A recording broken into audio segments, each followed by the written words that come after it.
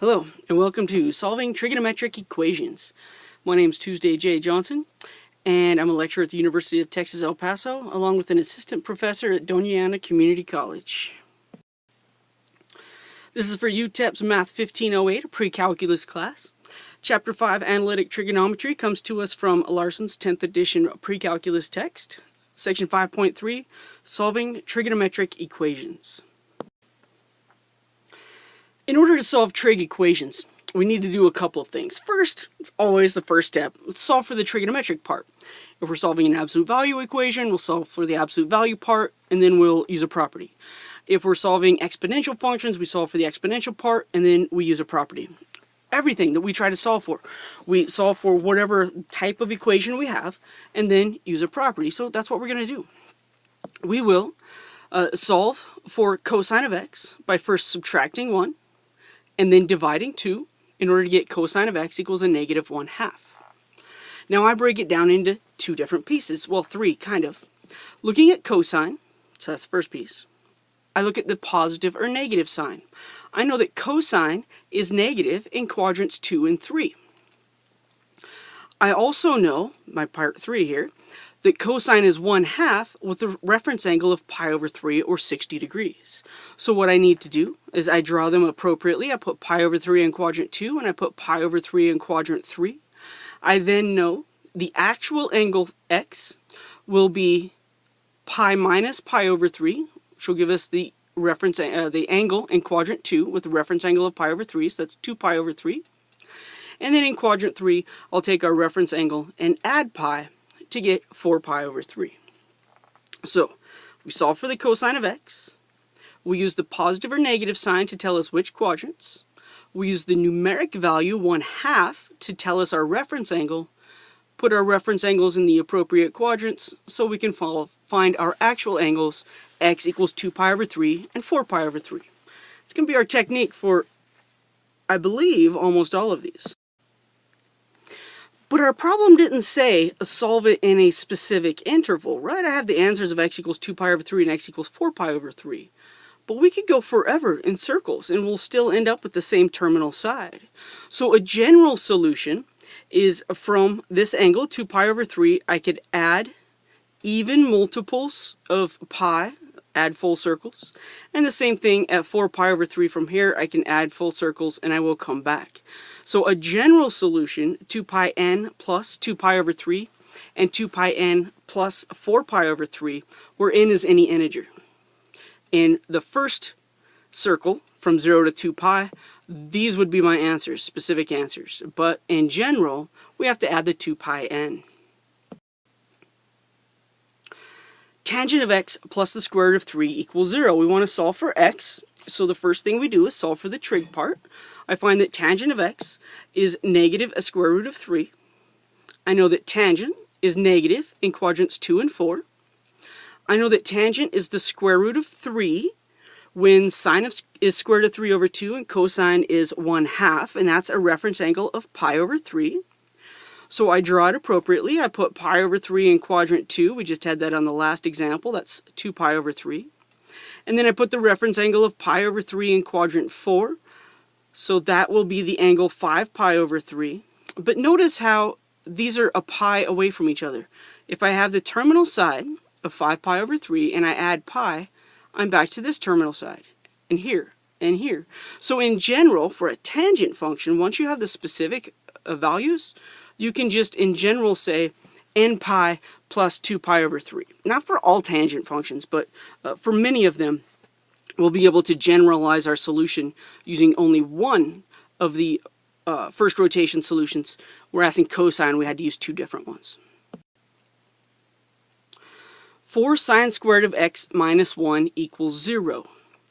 First we're going to solve, so I'll add 1, divide by 4, take the square root of both sides. The sine of x equals plus or minus the square root of 1/4. Square root of 1 is 1, square root of 4 is 2, so the sine x equals plus or minus 1/2. Because the sine of x is positive or negative everywhere, I'm in all four quadrants. Sine of x is equal to 1/2 at a reference angle of pi over 6. So I draw pi over 6 in all four quadrants, and my answers are pi over 6, 5 pi over 6, 7 pi over 6, and 11 pi over 6. But that's just in the first rotation. So in general, from pi over 6, I can add pi and get this one, 7 pi over 6, add pi, add pi. And starting at 5 pi over 6, I can add pi and get 11 pi over 6, add pi, and so on. So even though I have 4 answers in the first revolution, I'll only have 2 general forms of the answer. 2 sine squared of x equals 2 plus the cosine of x. Now we talk about verifying trigonometric identities, and really that's working on simplifying trigonometric expressions. Here I see the left side. It's not that complicated. It's 2 sine squared of x. But on the right, I have 2 plus the cosine. There's not much I could do to make the right-hand side of this equation any, quote, smaller or simplified. So what I'll do instead is I'm going to rewrite this sine squared of x using a Pythagorean theorem as 1 minus the cosine squared of x. Because 2 is multiplying by all of sine squared of x, now the 2 will be multiplying by all of 1 minus the cosine squared of x. I keep the right-hand side of my equation constant. This is an equation. It's saying they're equal. I'm trying to solve it. So I'll make my replacement on the left side, keep the right side the same. I distribute on the left side, keep the right side the same. Now I'll subtract 2 from both sides, and when I subtract 2 from both sides, this 2 and that 2 cancel out. I will now add 2 cosine squared to both sides in order to get 0 equals cosine of x plus 2 cosine squared of x.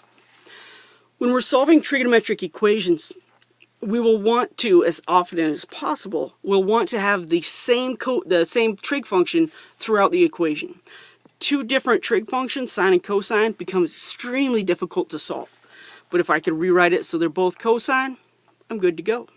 Because at 0 equals cosine of x plus 2 cosine squared of x, I can now factor out a cosine of x. What remains is 1 plus 2 cosine of x.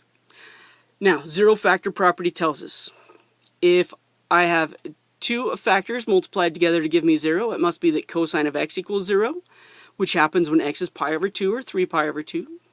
Or 1 plus 2 cosine of x must be 0. Subtract 1, divide by 2, cosine of x equals negative 1/2.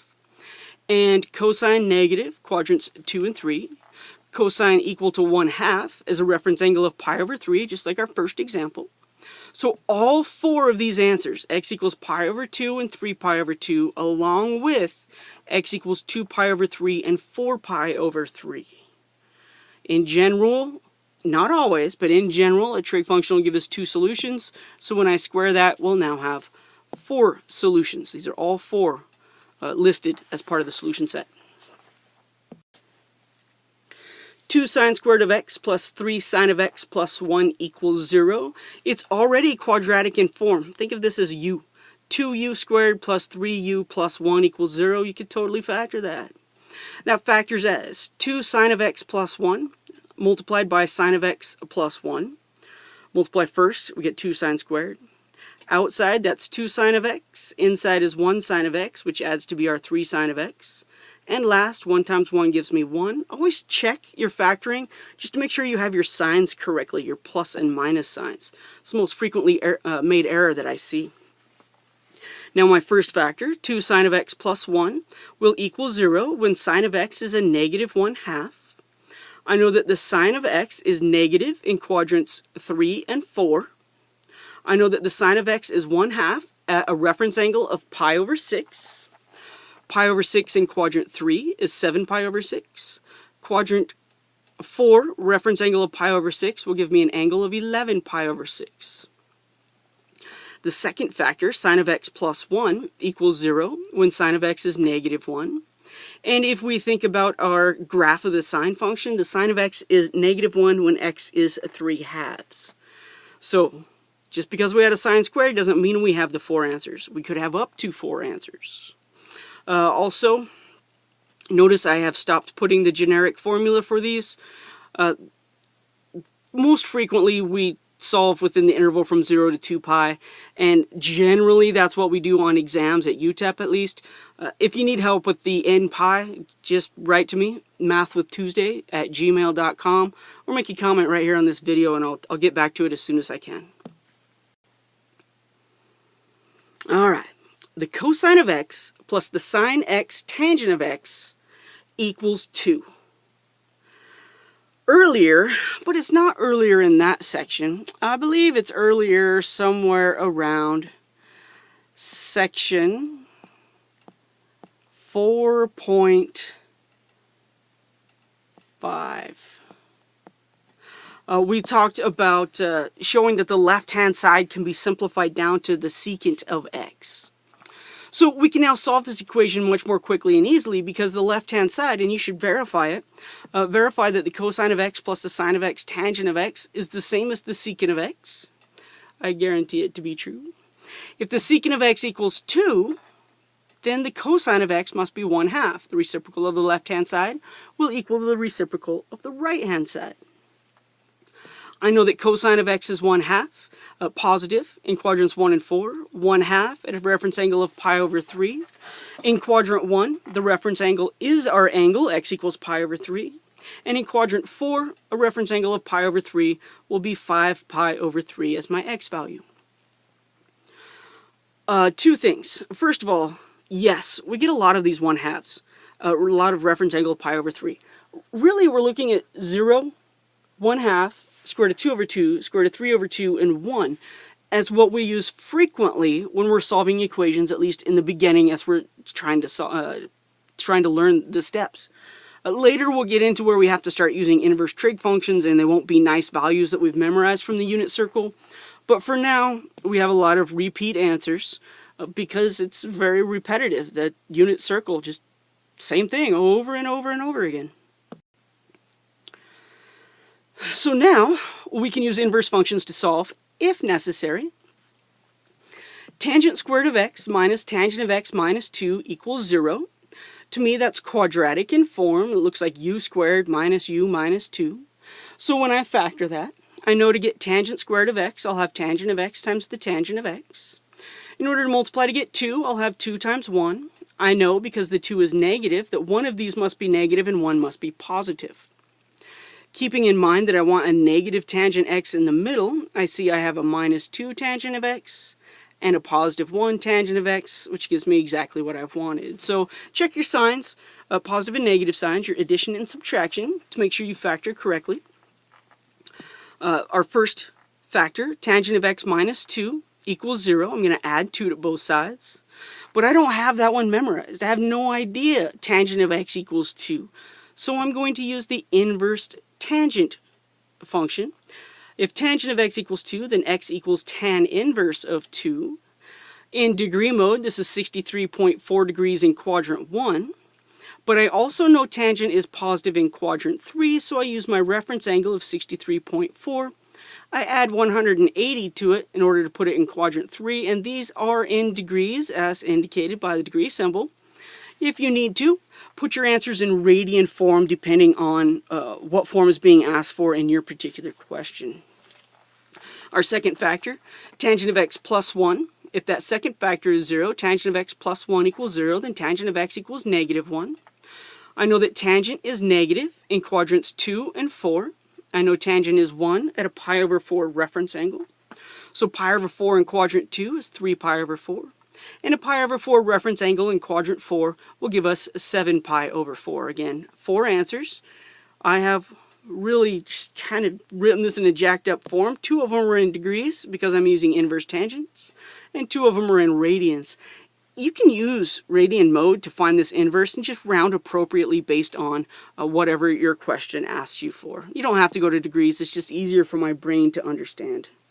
That way I know which quadrant I'm in. 2 cosine squared x minus 5 cosine of x plus 2. Let's see, everything's in terms of cosine, that's great. I can factor 2 cosine of x minus 1 times the cosine of x minus 2 equals 0. If you ever want to check my factoring, remember the reason for these videos is pause, rewind, pause, fast forward, mute even, whatever you feel like. So 2 cosine of x minus 1 equals 0, when the cosine of x equals 1/2, and we've had this one so many times. The cosine is positive in quadrants 1 and 4. Cosine is 1/2 at a reference angle of pi over 3. Quadrant 1 answer is the reference angle. Quadrant 4, the reference angle of pi over 3 gives us 5 pi over 3. For the second factor, cosine of x minus 2 equals 0. That gives us cosine of x equals 2. However, we know the range of cosine is from -1 to 1. There is no value of x that will make the cosine of x a height of 2. There's no solution. These are the only two that actually work. You could graph this. Graph this on your graphing calculator or Desmos.com for all your graphing calculator needs. Make sure you put cosine of x with parentheses and then squared instead of this notation. How many times does it cross the x-axis in the interval from 0 to 2 pi? I'm willing to bet it only happens twice. 3 tangent squared of x plus 4 tangent of x minus 4 equals 0. Once again, we factor. Once again, hit pause if you need to. 3 tangent of x minus 2 times the tangent of x plus 2 equals 0. We take our first factor, 3 tangent of x minus 2 equals 0. Add 2, divide by 3. Tangent of x equals 2/3. X is therefore the inverse tangent of 2/3, and I went with degree mode. 33.69 degrees. That's in quadrant 1, where tangent is positive. Quadrant 3, I would add 180 degrees to my reference angle, where tangent is also positive. Taking our second factor, tangent of x plus 2 equals 0. Tangent of x will equal -2. X equals tan inverse of -2. Now remember, the inverse tangent has a range that is -90 degrees to +90 degrees. That's it. -90 to +90, and we actually define it as -pi/2 to pi/2, not including the end values, as those are asymptotes. But if I'm using inverse tangent of a negative, I'm going to get a negative angle. But that -63.4, that is still in reference to our x-axis. -63.4 is the same as having a reference angle of 63.4. So tangent is negative in quadrant 2 and in quadrant 4. So if I add 360 to a -63.4, I'll have my first angle, 296.6 degrees. And put a reference angle of 63.4 degrees in quadrant 2, and I'll have 116.6 degrees. We have the four answers. Our four answers: 33.69 degrees, 213.69 degrees, 116.6 degrees, and 296.6 degrees. I have no idea why I rounded two of them to 2 decimal places and the other two to a single decimal place, but I guess that's my consistency for you. Let's look at an example of a Ferris wheel. A Ferris wheel is built such that the height h in feet above ground of a seat on the wheel at time t in minutes can be modeled by h of t equals 53 plus 50 sine of pi over 16t minus pi over 2. And we talked about this before when we were talking about graphing trig functions, and this is our new midline, and we have an amplitude, a phase shift, and an adjustment to our period. So looking at each piece of this, we could talk about what all of these numbers do to the graph of the sine function. Let's see what this problem wants us to do, though. The wheel, the Ferris wheel, makes one revolution every 32 seconds. The ride begins when t equals 0. During the first 32 seconds of the ride, when will a person on the Ferris wheel be 53 feet above the ground? And remember, a very crude sketch of a Ferris wheel. Let's pretend that's a wheel. It's got to be held up. You have your little seat right here. If you have an older brother like I did, then he was probably shaking it the whole time, just to make you scream. Shout out to Neil. All right, there we go. Remember, this is our midline. Our midline is right here. This is 53 feet off of the ground. So this question is asking us, when will you be parallel with the center.